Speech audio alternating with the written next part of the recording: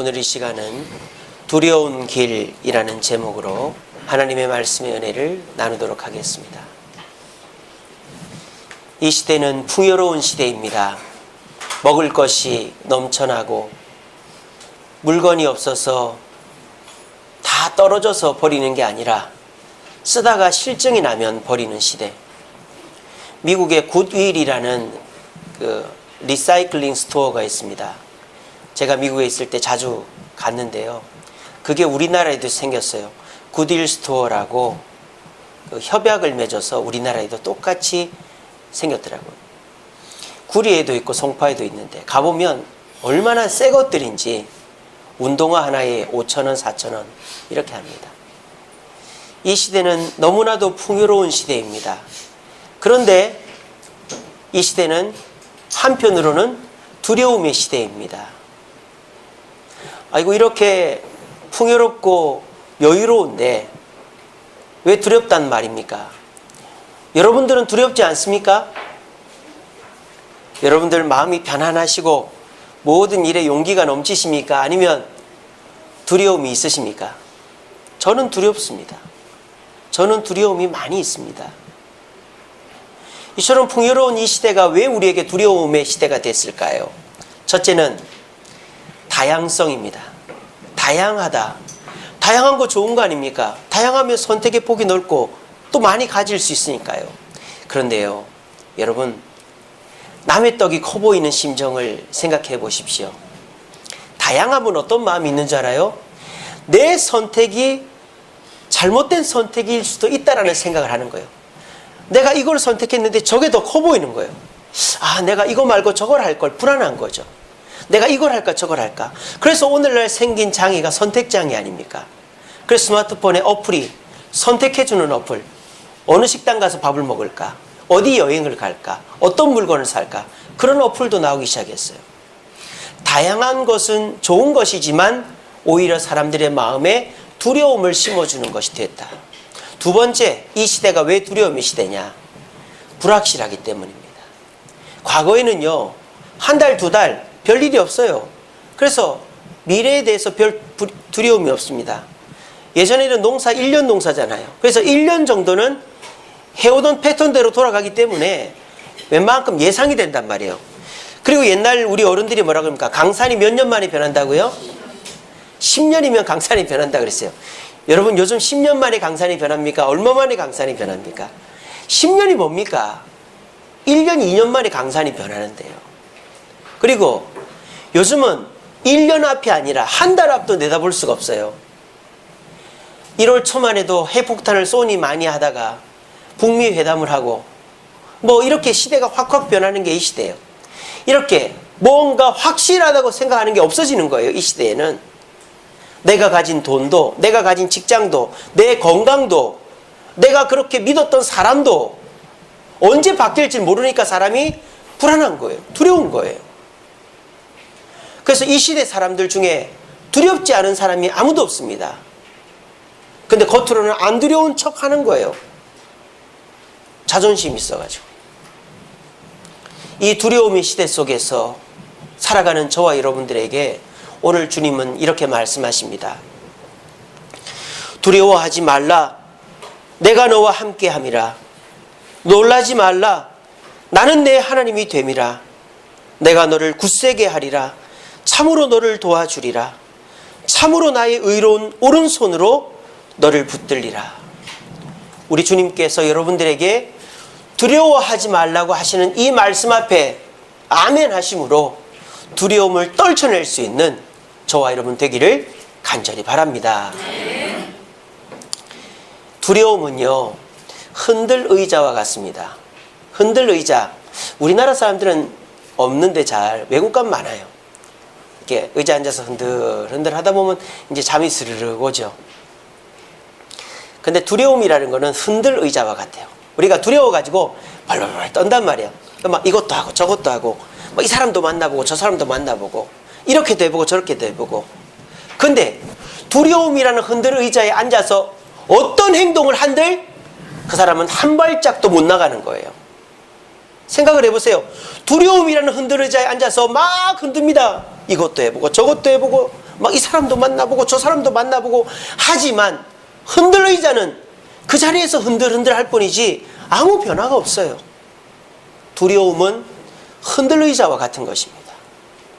그러므로 여러분들이 아무리 좋은 직장이 있어도, 아무리 건강을 해도, 아무리 좋은 사람 알아도 두려움이라는 흔들 의자 위에 있으면 그거는 허사가 되는 거예요. 마치 아무리 돈이 많아도 치매에 걸리면 내가 돈을 어디다 뒀는지, 내가 돈이 얼마가 있는지 모르면 허사가 되는 것처럼, 여러분들이 아무리 좋은 기회와 좋은 사람과 좋은 돈이 있어도 두려움이라는 거 위에 딱 들려있으면 아무 변화가 없는 거예요. 계속 흔들흔들 하고만 있는 거예요. 우리에게 돈보다 건강보다 사람보다 중요한 것은 그 두려움이라는 흔들 의자에서 내려오는 것입니다. 그런데 세상 사람들은 그걸 몰라요. 내가 지금 마귀가 두려움이라는 흔들 의자에 딱 앉혀놓고 나를 흔들고 있는 걸 모르고 그 위에서 돈 벌려고, 놀러 가려고, 건강하려고, 사람 만나려고 애쓰고 있는 거예요. 그래서 내가 많이 벌어놔도 나는 흔들 의자 위에서 흔들흔들하고 있지 아무 변화가 없는 거예요. 그러므로 저와 여러분들이 이 두려움의 시대 속에서 두려움을 떨쳐버리기 위해서는 그 두려움의 흔들 의자를 내려와야 되는 거예요. 이 시대에 TV를 틀어봐도, 강연회를 가봐도, 이웃이나 지인들을 만나도 돈 벌으라 그러지, 똑똑해라 그러지, 여러분들한테 누가 두려움의 흔들 의자를 내려와서 그 두려움을 이겨야만 그 모든 것이 도움이 된다라고 말하는 사람이 어디 있습니까? 지금까지 여러분들 내가 두려워하고 있다는 걸 생각이나 해본 적이 있습니까? 오히려 자기 최면을 걸죠. 나는 두렵지 않아. 나는 어느 정도 돈도 벌어놨고 직장도 든든하고 애들도 다 키워놨고 몸도 건강하니까 난 두렵지 않아. 여러분, 그런데요, 여러분들의 그 인생의 한 방에 무너질 수 있다는 두려움이 항상 마음속에 있잖아요. 그래서 더 발버둥을 치고 있잖아요. 근데 왜 그걸 애써 인정하지 않습니까? 여러분, 두려움은요, 이기는 것이 아닙니다. 두려움은 이기는 것이 아닙니다. 두려움은 인정하는 것입니다. 인정해야 벗어날 수 있습니다. 그리고 두려움은 의지해야 됩니다. 여러분, 흔들리는데 아무리 서 있어 봐야 나도 흔들려요. 흔들리지 않는 곳에 서 있어야 흔들림이 멈추는 것입니다. 흔들리는 세상 속에 아무리 서서 내가 이것저것 해보려고 그래도 내 몸은 계속 흔들리게 돼 있어요.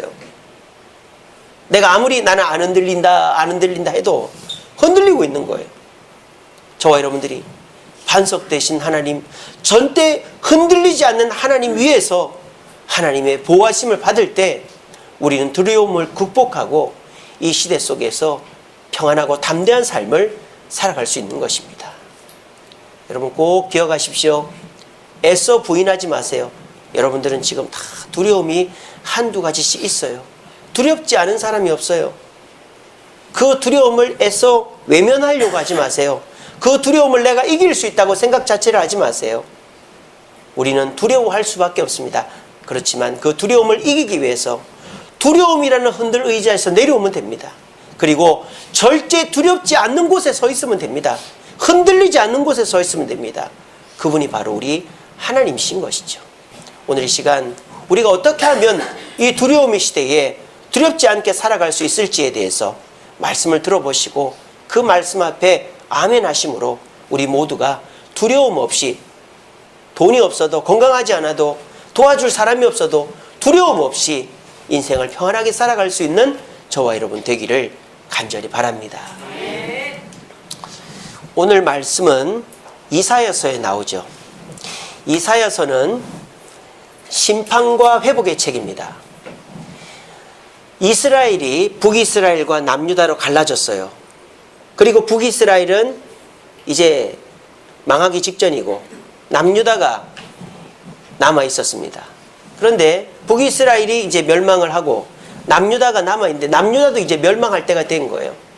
그래서 이사야 선지자가 히스기야 왕 때 활동을 하면서 남유다도 하나님께 돌아가지 않으면 북이스라엘처럼 망한다라고 예언한 책이 이사야서입니다.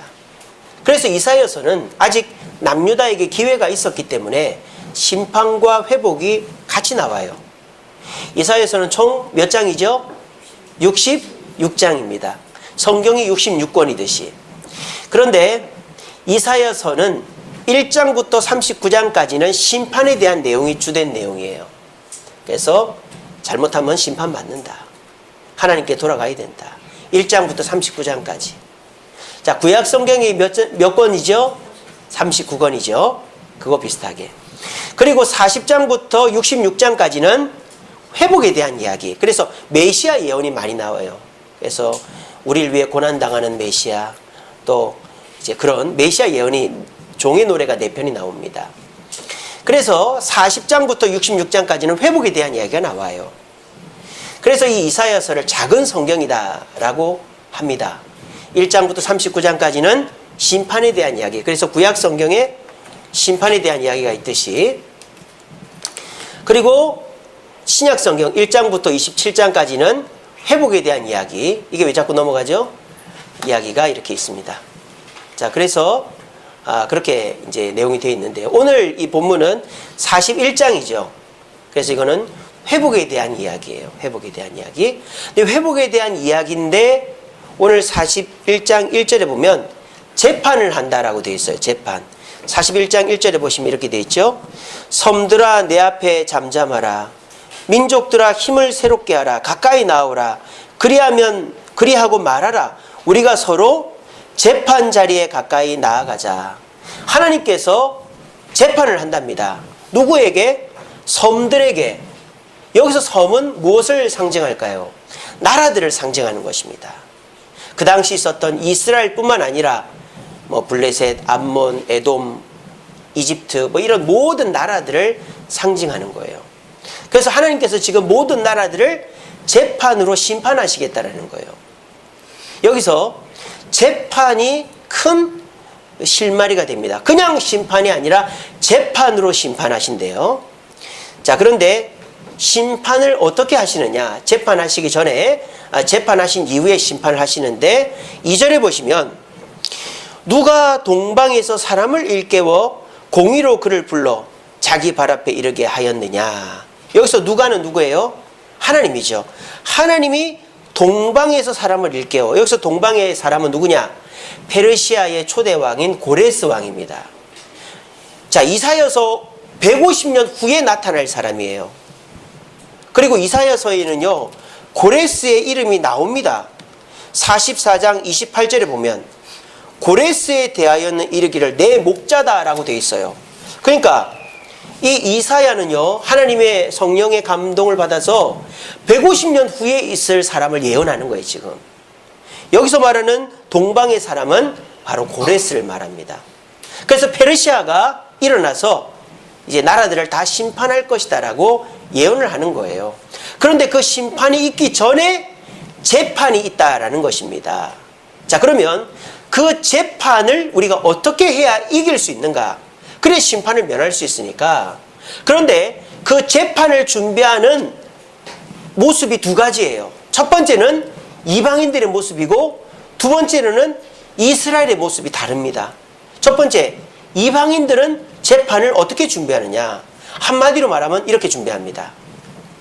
함께 이기자. 함께 모여서 힘을 합쳐 이기자라고 얘기하고 있어요.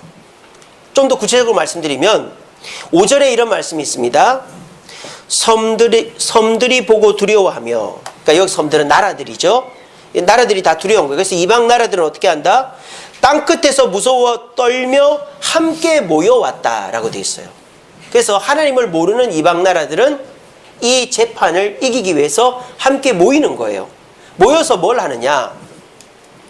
힘을 모으는 거예요. 6절에 보시면 각기 이웃을 도우며 그 형제에게 이르기를 너는 힘을 내라 하고 서로가 힘을 모으게 하는 거예요. 여기까지는 좋죠. 어려움이 있을 때 모여서 힘을 내면 좋습니다. 자, 그런데 모여서 힘을 내서 하는 일이 뭔가를 봅시다. 7절에 보시면 이렇게 되어 있습니다. 목공은 금장색을 격려하며 망치로 고르게 하는 자는 매질꾼을 격려하며 이르되 땜질이 잘 됐다 하니 그가 못을 단단히 박아 뭐를 만든다? 우상을 흔들리지 아니하게 하는도다. 지금 이 이방인들은 하나님의 재판에서 이기려고 뭘 만들고 있다고요? 우상을 만들고 있는 거예요. 이게 얼마나 어리석은 일입니까? 이게 이방인들이 심판을 대비하는 방법이다라는 것입니다. 오늘날 이 시대도 마찬가지입니다. 우리 주님 다시 오시면 심판이 임합니다. 그래서 사람들의 마음속에는 아무리 먹고 쓰고 놀러 다니고 해도 풍족한데도 불구하고 계속 사람의 마음은 두려워지는 거예요. 왜? 주님의 심판, 재림이 가까우니까. 그러니까 이 시대 나라들은 어떻게 합니까? 함께 모입니다. EU라는 공동체가 만들어집니다. 또 나라들이 서로 연합을 합니다. FTA를 하고 서로가 군사동맹을 맺고 함께 모입니다. 그리고 서로가 힘을 냅니다. 함께 모여서 서로가 힘을 모읍니다. 그렇게 해서 이들이 하는 게 뭡니까? 하나님을 섬기고 하는 것이 아니라 돈 벌 일을 하는 거예요. 지금 세계는 돈이 된다 하면은 서로 함께 모입니다. 또 뭘 할까요? 기술을 공유하는 거예요. 과학 기술을 함께 모여서. 그리고 또 뭘 할까요? 인권 운동을 하는 거예요. 인권. 사람의 인권을 향상시키는 일을 합니다. 사람들이 모여서 이렇게 하는 거예요. 자, 돈이 잘못된 거 아니죠. 그리고 그 기술이, 과학이 잘못된 거 아니죠. 인권이 잘못된 거 아니죠. 다 좋은 일입니다. 근데 중요한 건 뭘까요? 이것이 하나님보다 앞서면 우상이 되는 거예요. 이것이 하나님을 섬기는 데 방해가 되면 우상이 되는 거예요. 그러니까 오늘날 사람들은 이사야가 예언한 대로 똑같이 하고 있는 거예요. 함께 모여서 나라를 모으고 경제 공동체를 만들어서 서로 힘을 보탭니다. 그렇게 해서 같이 돈을 벌고 같이 과학기술을 발전시키고 같이 사람들을 행복하게 만듭니다. 근데 그것이 하나님보다 더 우선이 되는 거예요. 예를 들어 볼까요? 돈 벌어야 되죠. 그런데요, 그 돈을 벌려고 다른 사람들을 죽이는 거예요. 과거에는요, 지역마다 그래도 다 먹고 살았는데 이제는 통합이 되다 보니까 어떤 지역은 잘 먹고 잘 사는데 어떤 지역은 너무너무 힘든 거예요. 저희 여동생이 캘리포니아에 있습니다만은 캘리포니아 사람들은 너무너무 화가 난대. 왜? 자기가 돈 벌어서 미국 나머지 주를 다 먹여 살리고 있기 때문에. 그래서 캘리포니아 사람들은 미국에서 떨어지기를 바라고 있대요. 미국의 실리콘밸리 그 돈 많이 버는 기업들은 그 캘리포니아에 다 있잖아요. 그러니까 이게 지역 이기주의죠. 그러니까 사람들이 돈을 벌 때 그 돈을 나만을 위해서 쓰니까 그거는 우상이 돼버리고 사람들을 죽이는 길이 되는 거예요. 옛날에는요, 서로 못 먹고 살면 나눠줄 줄 알았는데 요즘은 국가가 복지를 한다고 하니까 이제 사람들을 쳐다도 안 봐요. 길거리에 쓰러져 있어도 경찰이 와서 데려가겠지. 예전 같으면 어떻습니까? 술 먹고 누가 쓰러져 있으면 얼어 죽을까 봐 괜찮아요, 깨우기라도 한대. 요즘은 깨우지도 않아요. 경찰에 신고하고 그냥 갑니다. 시대가 그렇게 됐어요. 돈이 사람보다 더 무서운 시대가 돼요. 그리고 과학기술은 어떻습니까? 과학기술이 하나님이 금지하는 것까지 가는 거예요. 복제를 하고 유전자 조작을 하고. 요즘 왜 사람들이 암이 많이 걸릴까요? 유전자 조작된 식품들을 많이 먹기 때문이죠. 여러분들이 지금 플라스틱을 먹고 있습니다. 생선을 먹으면 지금 바닷가에 가면요, 플라스틱 섬이 지구 우리나라보다 더 큰 섬이 있어요. 그래서 육식 생선들은요 다 플라스틱을 함유하고 있어요. 그러니까 참치나 이런 거 먹으면 안 돼요. 이제 이 시대가 과학기술 때문에 그게 인간한테 고스란히 돌아오는 거예요. 그리고 인권 좋죠. 사람 중요합니다. 근데 그 인권 때문에 도리어 사람이 역차별을 당하는 거죠. 우리나라 동방예의지국이라 그랬습니다. 남녀 7세 부동석이라 그랬습니다. 근데 지금 대구에 퀴어 문화축제라는 걸 합니다. 상의를 다 탈의하고 속옷만 입고 카 퍼레이드를 하고 있습니다. 근데 그거를 정부에서는 아무 말을 안 합니다. 뭐로? 인권으로. 그게 인권입니까? 그거를 보고 싫어하는 사람의 인권은 뭡니까 도대체? 그러면 저는 인권을 침해받아도 됩니까? 근데 그게 인권이래. 왠지 아세요? 그렇게 해야 미국에서 좋아하거든요. 아프리카 국가 중에서요, 이렇게 동성애를 인정 안 한다고 미국에서 원조를 끊어버렸어요. 그리고요, 그 필리핀의 복싱 선수 중에서 파키아오라는 선수가 있는데 신실한 그리스도인이거든요. 동성애자들 나는 싫어한다 이랬다고 나이키 이런 유명 브랜드에서 후원을 끊어버렸어요. 여러분, 인권이 진짜 인권이 되는 게 아니라 이제는 사람이 최고가 되는 시대가 된 거예요. 얼마 전에 미국에서 동성애자들 커플이 와가지고 우리 커플을 위한 케이크를 만들어 달라고 그랬어요. 근데 그 케이크 사장님이 크리스찬이었는데 나는 만들어 줄 수 없다 그랬어요. 근데 그 동성애자 커플이 고발을 했어요. 아니, 내가 만들어 주기 싫으면 안 만들어 줘도 되는 거 아니에요? 근데 미국에서는 그게 안 되는 거예요. 뭐 때문에? 법 때문에. 불평등법이라는 법이 있습니다. 불평등을 하면 안 되는 거예요. 그래서 미국에서는요, 전도를 하면 안 돼요. 전도하면 잡혀갑니다. 미국에서는 우리 애가 학교 가서 동성애 교육을 받고 오잖아요. 내가 우리 애 동성애 교육 시키기 싫죠. 학교를 안 보내죠. 부모가 잡혀갑니다. 불평등법 때문에. 왜 아이가 교육을 받을 기회를 막냐 이거예요. 지금 우리나라도 민주당에서 불평등법을 만들려고 그렇게 애를 쓰는데 계속 교회에서 막고 하니까 막히고 있는 거예요. 여러분, 기도해야 됩니다. 동성애, 이슬람, 불평등, 이거를 우리나라는 지금 막고 있어요. 이게 다 뚫린 데가 지금 영국입니다. 영국의 교회가 씨가 말랐어요. 지금 이 시대가 인권이라는 것을 마귀가 이용해가지고 하나님보다 사람을 더 우선하게 하고 하나님의 법칙보다 사람을 더 우선하게 하는 겁니다. 그러면 결국 어떻게 될까요? 다 하나님께 심판받는 것입니다. 여러분, 이 시대 사람들이 돈을 많이 벌고 과학기술이 높아지고 인권을 최우선으로 한다고 안 두려워합니까? 두려움은 없어지질 않아요. 그런 거 있다고 두려움이 없어지는 거 아니에요. 여러분들도 돈 많이 번 사람 보면 나도 저렇게 돈을 벌면 두렵지 않겠지. 몸이 건강한 사람 보면 나도 저렇게 건강해지면 안 두렵겠지. 또 똑똑한 사람 보면 나도 저렇게 많이 알면 안 두렵겠지. 그런 생각 하시죠? 나도 저 사람처럼 주변에 뭐 친척 중에 나를 도와줄 사람 있으면 안 두렵겠지. 그러시겠죠? 그런데요, 돈 많고 똑똑하고 도와줄 사람 있고 건강한 사람이 말을 안 해서 그렇지 여러분들보다 더 두려워합니다. 저는요, 전 세계에서 제일 두려워하는 나라 중에 하나가 미국이라고 생각합니다. 북한한테 핵무기 맞을까봐, 또 미국에 있는 여러 기회들을 놓쳐버릴까봐 제일 두려워가지고 지금 꽁꽁 싸매고 있는 나라가 미국이에요. 우리가 볼 때 제일 부자 나라인데, 제일 부강한 나라인데, 미국이 오바마 대통령 때 동성혼을 합법화하면서 이제 미국의 궁원은 기울고 있는 거예요. 여러분, 세상은 두려워하고 있어요.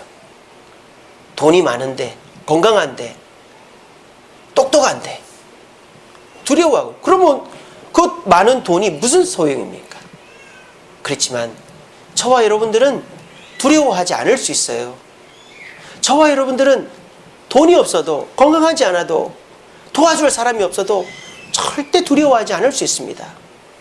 오늘 그 길을 이 10절 이후서부터 8절 이후서부터 우리는 발견할 수 있습니다. 오늘 이스라엘 백성들이 이 재판을 대비하는 모습을 봅시다. 한마디로 표현하면 이렇게 됩니다. 하나님을 의지하라, 이렇게 됩니다. 제가 아까 말씀드렸죠? 하나님의 심판전에 뭐가 있다고요? 재판이 있다고요. 우리도 마찬가지입니다. 예수님이 재림하시면 곧바로 심판하는 게 아니에요. 다 지옥 가는 게 아니에요. 우리 주님의 재판이 있습니다. 재판이. 자, 그런데요, 재판에서 이기려면 어떻게 해야 되죠? 재판에서 이기려면 어떻게 해야 되죠? 내가 죄가 있고 없고는 둘째 문제예요. 나를 변호해 줄 수 있는 좋은 변호사가 있어야 됩니다. 재판의 성패는 변호사죠.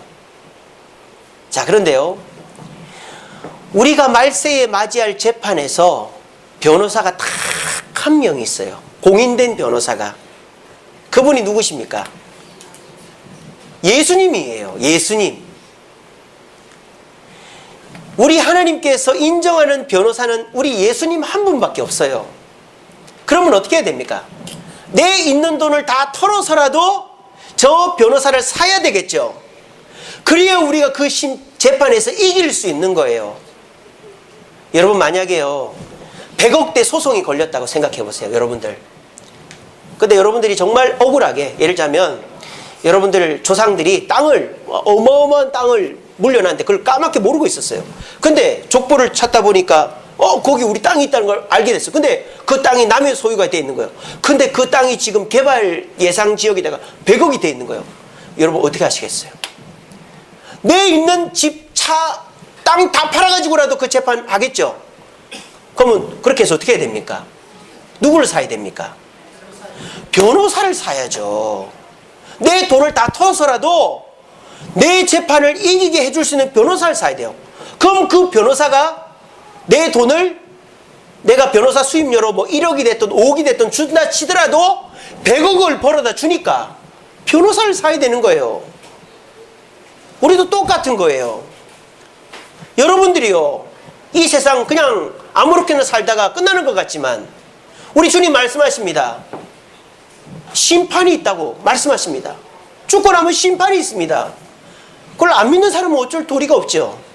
근데 그 심판이 있는다는 것을 믿거나 또는 믿지는 않지만 두려워하는 사람이라면 뭐가 제일 중요하겠어요? 그 심판이 중요하죠. 그러면 그 심판은 재판이라는 것을 전제하는데, 그 재판에서 이기려면 어떻게 해야 되느냐? 성경책에 보니까 우리를 변호하시고 우리를 도와주는 분이 한 분 계시다라는 거예요. 그분이 누구다? 예수님이라는 거예요. 근데 그 예수님이 내 재판을 해주기 위해서 내가 돈을 1억이나 갖다 바쳐야 되고, 내가 뭐 그분을 위해서 내 생명을 바쳐야 되고, 이래 안 해도 된다는 거예요. 성경에 보니까 뭐라고 되어 있습니까? 그 예수님이 내 죄를 위해 죽었다는 것을 믿기만 하면 그분이 내 재판을 서주겠다는 거예요. 세상에 이런 변호사가 어디 있습니까? 여러분, 변호사 사무실 한번 상담만 받아도 몇십만 원 깨지는데 세상에 공짜로 재판을 서주겠다라는 거예요. 그래서 그 예수님을 믿는 사람이라면 말세 때에 임할 재판에서 이기는 겁니다. 수지 맞는 장사 아닙니까? 여러분들이 이 세상에서 돈 없이 되는 게 어떤 것이 있습니까? 하물며 뭐 어디 놀이동산을 가도 입장료를 내야 되는데, 이 재판에 내 영원한 천국과 지옥을 가르는 이 재판 자리에서 나를 위해서 변호해 주시는 분이 계시다니. 근데 그분은 아무것도 원하지 않고 그저 예수님이 나를 위해서 죽었다는 것만 믿어주기만 하면 내 재판을 서주겠다니, 이 얼마나 감사한 일입니까? 그거를 믿으면 우리는 더 이상 두려워할 필요가 없는 것입니다. 이 세상에서 돈이 없어도, 이 세상에서 건강하지 못해도, 이 세상에서 도움을 못 받아도 우리 주님께서 이 세상 살 동안에도 우리를 도와주실 뿐만 아니라 재판에서 이기게 해주신다라고 약속하셨기 때문에 이스라엘 백성들은 하나님을 의지하여 재판에 이기자라고 말하고 있는 것입니다. 이 자리에 계신 분들 중에 종말이 있고 그 종말 때에 심판이 있고, 심판 때에 예수를 믿어야 천국에 가고 믿지 않으면 지옥에 간다는 것을 믿으시는 분들이 계실 것입니다. 그런데요, 우리는 날마다 바쁘고 힘들게 살다 보니까 그 사실을 까먹고 살아요. 내가 예수 믿고 천국 간다, 천국 가면 이 고난이 다 끝난다, 이거 자체를 까먹고 그냥 눈앞에 있는 일에 괴로워하고 눈앞에 있는 일에 즐거워하는 거예요. 그러다 보니까 주님이 우리에게 주신 이 천국 소망, 그리고 주님이 우리에게 주실 천국에 대한 기대감들이 깡그리 사라져 있는 것입니다. 여러분, 돈을 얼마나 벌어야 편안하시겠습니까? 얼마나 건강해야, 얼마나 몸짱이 돼야 만족하시겠습니까? 얼마나 좋은 사람들이 옆에 있어야 여러분들이 편안하시겠습니까? 그런 것들은 한도 끝도 없어요. 흔들 의자 위에서 그런 것들을 추구하는 것과 똑같은 것입니다. 여러분 이 시간에 회복하시기 바랍니다. 내가 진정 편안하고 만족하고 기뻐할 수 있는 것은 나에게 천국이 예정되어 있고 그 천국에 들어갈 수 있게끔 예수님께서 재판을 서주신다는, 변호를 해주신다는 것을 기억하시고, 오늘 또 이 땅의 삶 속에서도 그 주님께서 우리와 함께 하시기 때문에 우리는 두려워하지 않아도 된다는 사실을 기억하시면서 주님 안에서 참 만족과 위로와 평안을 누리고, 흔들리자가 아니라 흔들리지 않는 주님께 내려와서 평안과 위로를 누릴 수 있는 저와 여러분 되기를 간절히 바랍니다. 그리고 혹여나 아직 이 자리에서 예수가 안 믿어지고 천국과 지옥이 안 믿어지고 죽고 난 이후의 삶에 대해서 별 생각을 안 해보신 분들도 계실 것입니다. 그런 분들에게 오늘은 인생에 2번 찾아오지 않을 기회가 될 것입니다.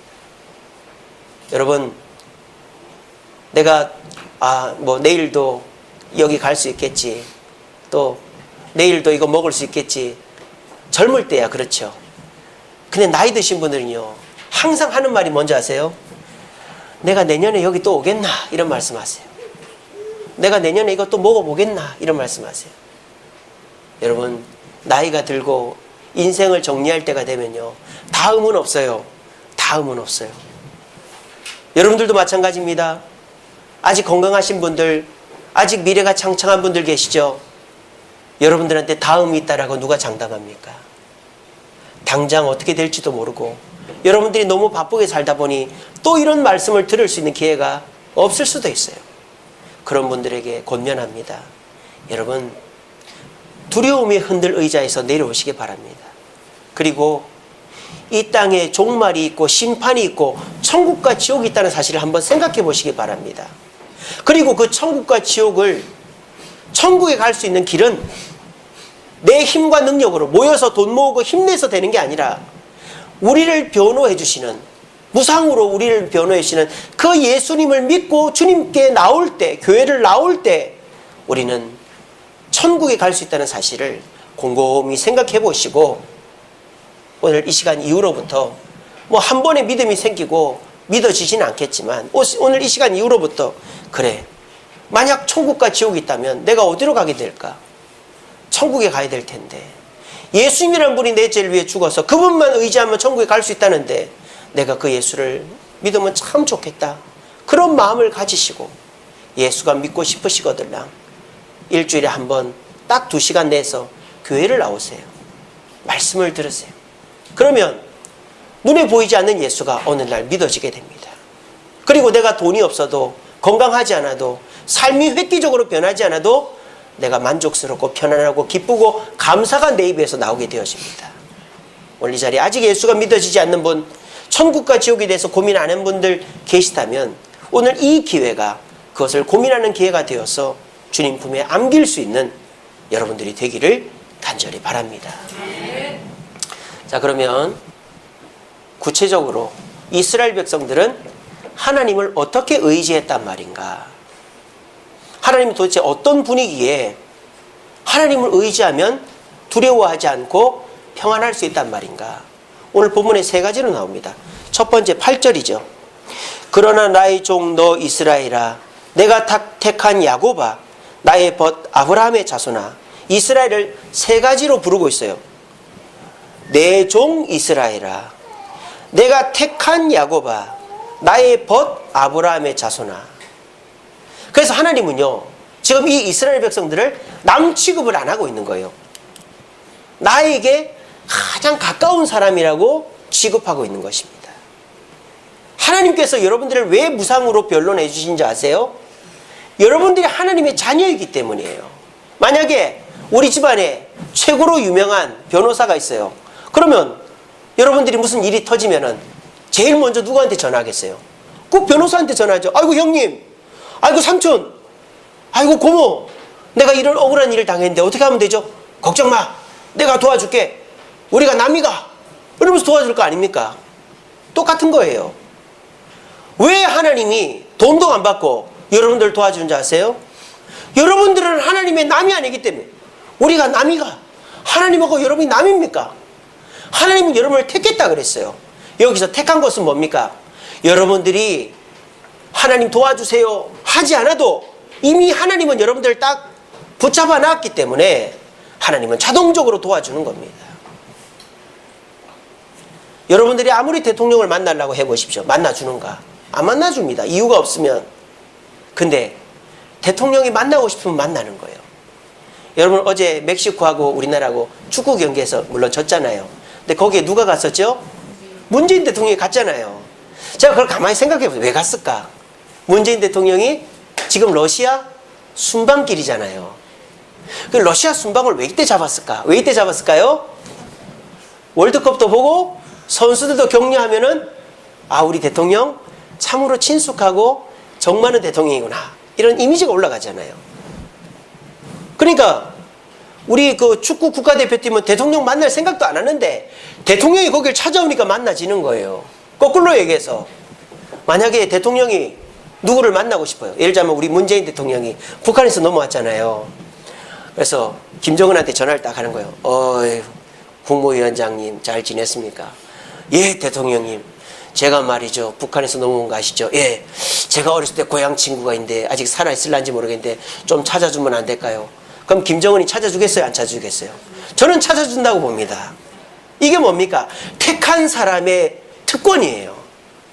근데 그 문재인 대통령 어렸을 때 친구는 까맣게 문재인 대통령이 누군지도 모르고 있을 텐데 어느 날 동무 나를 좀 따라오라고요 이러면서 갔는데 막 뭐 아우지 탄광으로 간 줄 알았는데 문재인 대통령 만나게 해주는 거예요. 그런 게 하나님과 우리 사이입니다. 하나님과 우리 사이는요, 남이 아니에요.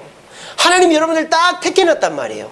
여러분들이 아무리 도망을 다니고 여러분들이 하나님을 아무리 몰라도 하나님이 여러분들을 찾아와 도와주기 때문에 우리는 하나님을 의지하면 절대 두렵지 않게 되는 것입니다. 이 사실을 여러분 가슴에 새기세요. 이거 거짓말 아닙니다. 한번 그렇게 해보세요. 아이고 진짜 하나님이 그럴까? 나같이 이런 놈을, 나같이 이런 사람을, 아이고 내가 주님 앞에 잘 하지도 못하는데, 그런 생각하면 하나님이 더 아파하시는 거예요. 내가 택한 누구누구야. 내가 택한 누구누구야. 내가 너를 택해놨는데 어디를 가니? 내가 너를 끝까지 쫓아갈 때다. 도망가봐라. 이러는 게 우리 하나님이신 거예요. 이 하나님의 사랑을 기억하시면서 하나님께 의지하는 것이 내가 이기고 승리하고 두려움을 극복하는 것이라는 걸 깨닫고 택하신 하나님께로 돌아갈 수 있는 저와 여러분 되기를 간절히 바랍니다.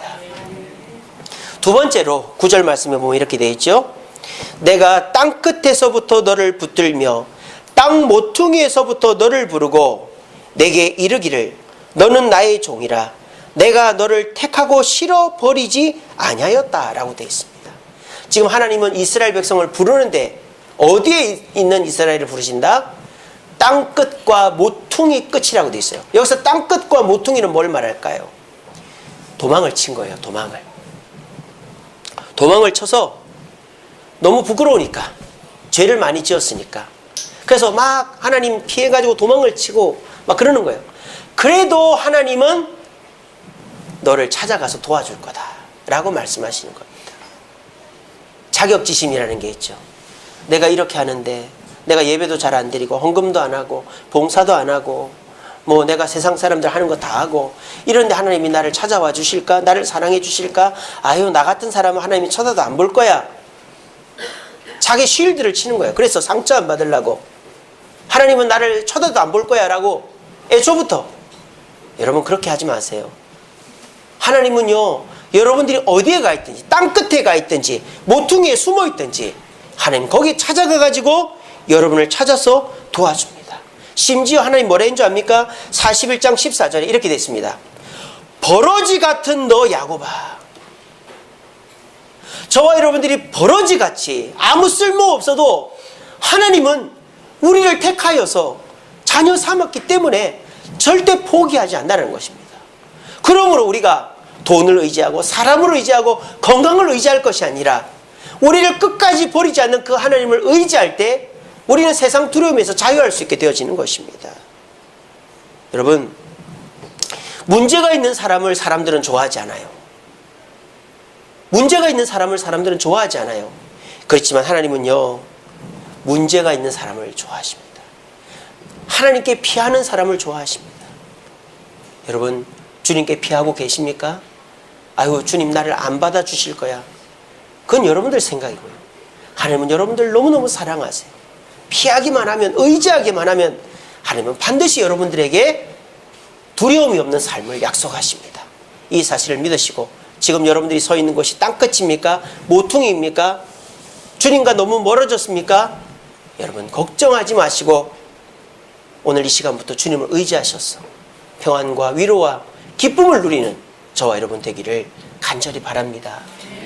마지막으로 10절 말씀, 우리가 자주 암송하는 말씀이죠. 두려워하지 말라, 내가 너와 함께함이라. 놀라지 말라, 나는 내 하나님이 됨이라. 내가 너를 굳세게 하리라. 참으로 너를 도와주리라. 참으로 의로운 오른손으로 너를 붙들리라. 오늘 이 10절에는요, 두 가지의 부정문과 세 가지의 긍정문이 있어요. 두 가지의 부정문이 뭐죠? 두려워 말라, 놀라지 말라. 세 가지의 긍정문이 뭐죠? 굳세게 하리라, 도와주리라, 붙들리라 입니다. 이게 하나님의 마음입니다. 여러분들 두려워할 일이 있죠. 놀랄 일이 있죠. 이럴 때는 정말 어렵고 힘든 때예요. 사람들은요, 아까 말한 것처럼 좋을 때는 친하게 지내죠. 돈 많이 벌고 잘 나가고 할 때는 막 아부하고 이렇게 합니다. 근데 문제가 생기고 어려움이 생기면 어떻습니까? 다 떠나는 거예요. 다 떠나는 거예요. 근데 우리 하나님은요, 저와 여러분들이 두렵고 놀랄수록 굳세게 하시고 도와주시고 붙들어주는 분이라는 사실이 오늘 본문에 나와 있는 것입니다. 우리 인생에 두려움의 순간이 얼마나 많은지 몰라요. 우리가 깜짝깜짝 놀라는 순간이 얼마나 많은지 몰라요. 그래서 우리는 너무 날카로워져 있는 것 같아요. 두렵고 놀란 사람일수록 짜증을 많이 냅니다. 표정이 굳어 있습니다. 속에도 없는 말을 합니다. 그럴 때 사람들은 어떻게 생각하는 줄 아세요? 왜 저래? 내가 그동안 잘해줬는데 아이, 가까이 하면 안 되겠네. 그럼 사람이 떠나요. 근데 속을 모르죠. 얘기를 안 하니까. 내가 두려워서 이래, 내가 너무 놀래서 이래, 이런 말을 안 하니까 짜증을 내고 하면 상대방은 왜 저래 저 사람, 이러면서 떠나는 거예요. 근데 우리 주님은요, 여러분들이 짜증을 내도, 여러분들이 막 싫은 소리를 해도, 저리 없어져라고 해도 이해를 하신단 말이에요. 왜?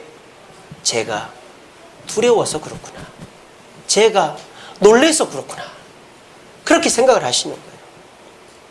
여러분들도요, 여러분들 가족이나 친지나 지인들이 짜증을 내거나 화를 낼 때가 있어요. 그럴 때 쟤 뭐야, 잘해줬는데 내가 잘해주나 봐라, 이러지 마세요. 우리 주님처럼 생각하세요. 뭔가 안 좋은 일이 있구나, 뭔가 힘든 일이 있구나, 그래서 평소 안 하던 행동을 하는구나 하면서 짜증을 내는 그 사람을 위해서 굳세게 해주고 도와주고 붙들어줘 보십시오.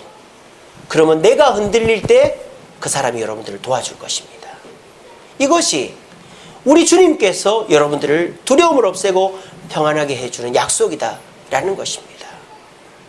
여러분, 이런 주님 우리가 의지해야 되지 않겠어요?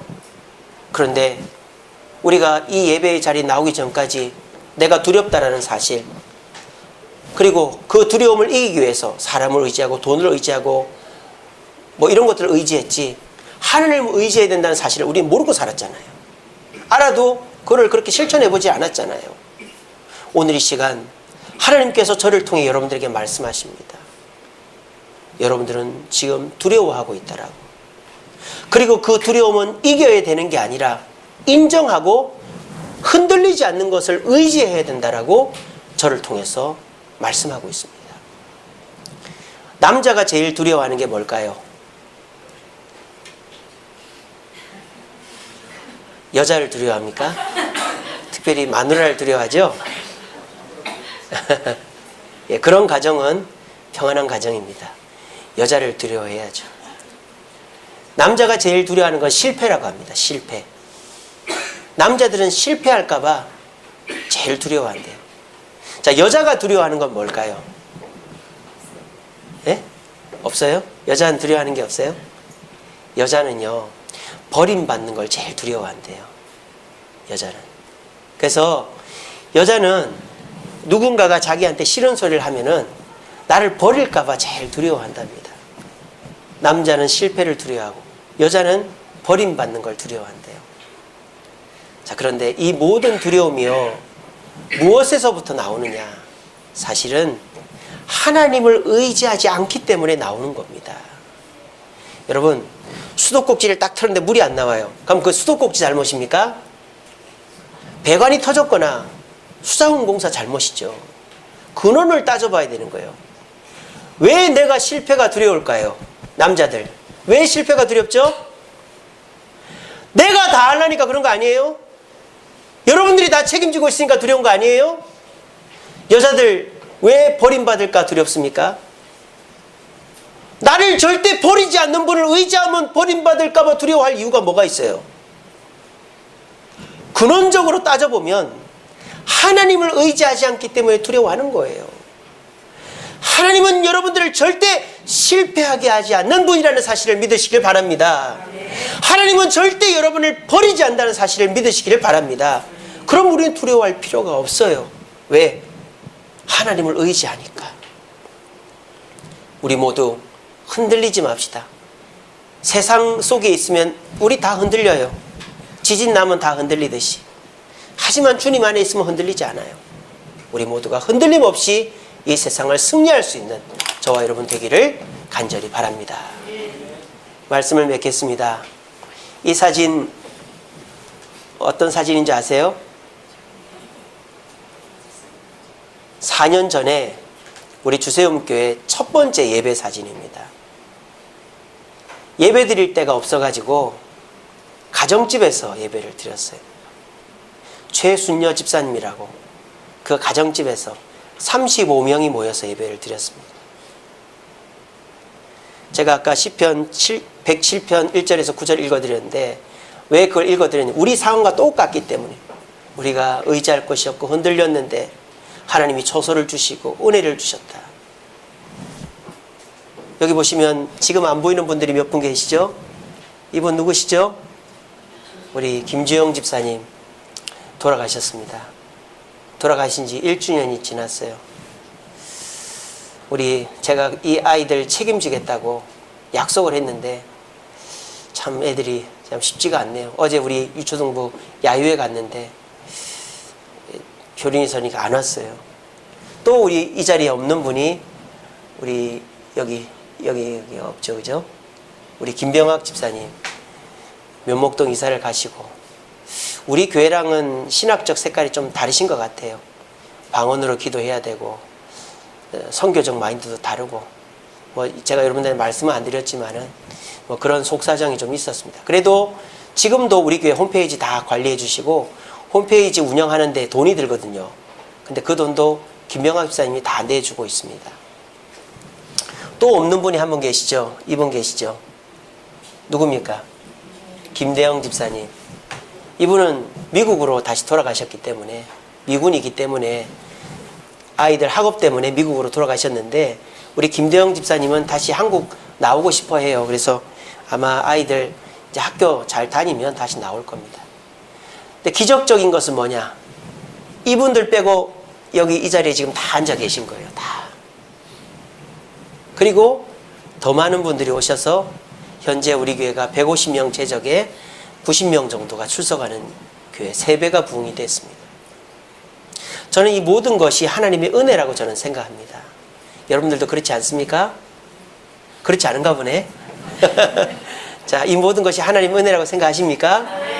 근데 우리는요, 저도 그렇고 저를 포함해서 자꾸 불평불만이 나오는 것 같아요. 더 좋은 거, 더 대단한 거, 더 화려한 거. 저만 해도 그렇습니다. 왜 우리 교회는 더 많이 성장하지를 못할까? 더 좋아지지를 못할까? 뭐 그런 생각하는 거예요. 근데 오늘날 교회가 개척이 되면 90% 이상이 문을 닫는 이 시대인데 우리가 이만큼 온 것도 하나님 은혜고 더 중요한 것은 우리 주세움교회 뒷문은 딱 닫혀 있는 거예요. 들어온 사람들이 나가질 않는 거죠. 우리 성도님들이 서로 챙겨주고 위로하고 권면해서 한동안 교회를 안 나오신 분들도 결국은 다 나오시고, 오늘 우리 그동안에 많이 결석하셨던 분들 많이 나오셨어요. 이것이 우리 교회에게 주신 하나님의 은혜입니다. 저는 많이 두렵습니다. 우리 주세움 교회가 앞으로 어떻게 될 것인가에 대해서. 저와 여러분들 한 번도 가보지 않은 길을 가고 있어요. 그리고 오늘날 큰 교회도 다 힘들어지고 인원이 주는 시대에 우리 교회같이 생긴 지 얼마 안 되고 상가 있는 교회가 미래를 낙관할 수 있는 것은 없습니다. 하지만 저는 확신합니다. 아무리 두렵지만 하나님을 의지하면 하나님은 우리의 길을 희망과 기대의 길로 바꿔주실 줄로 저는 믿습니다. 어제 우리 유초동고 야유회를 다녀왔는데요. 우리 주원이가 같이 갔습니다. 8개월 된 주원이. 근데 주원이가요, 물에 들어갔어요. 그 계곡물에 튜브를 타고 울질 않아요. 얼마나 재밌게 놀았는지 몰라요. 근데 그 주원이가 우는 때가 있습니다. 언제 우는지 아세요? 엄마가 안 보이면 웁니다. 엄마가 안 보이면 울어요. 근데 신기한 거는 물속에 들어가도, 불 속에 들어가도, 산 속에 있어도 엄마 아빠가 보이고 엄마 아빠 안에 있으면 안 웁니다. 이게 뭡니까?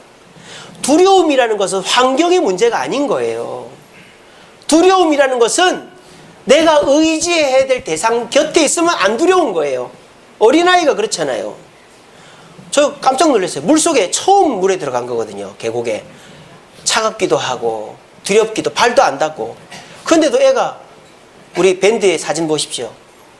방긋방긋 웃고 얼마나 재밌어 했는지 몰라요. 우리도 마찬가지입니다. 두렵죠. 힘들죠. 하지만 그 두려움, 안 두렵다고 말하지 마세요. 그리고 내가 이길 수 있다고 말하지 마세요. 하나님을 의지하면 그 두려움을 이길 수 있습니다. 하나님 곁에 있으면 두렵지 않을 수 있습니다.